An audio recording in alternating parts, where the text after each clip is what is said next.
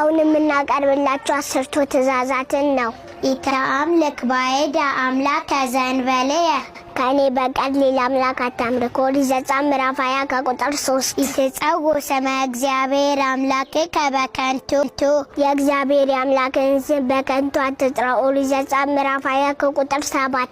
ትዘከር ከመ ትቀድስ ለዕለተ ሰንበት የሰንበትን ቀን ትቀድሰው ዘንድ አስብ። ኦሪት ዘጸአት ምዕራፍ ከቁጥር 8። አክብር አባከ ወእመከ እናትና አባትህን አክብር። ኦሪት ዘጸአት ምዕራፍ 20 ከቁጥር 12። ኢትቅትል አትግደል። ኦሪት ዘጸአት ምዕራፍ 20 ከቁጥር 13። ኢትዘሙ አታመንዝር። ኦሪት ዘጸአት ምዕራፍ 20 ከቁጥር 14።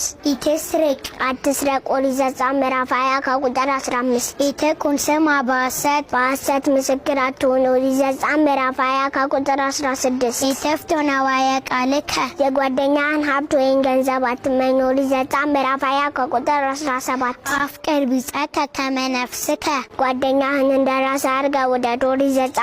ኦሪት ዘሌዋውያን ምዕራፍ 19 ከቁጥር 18። በይነ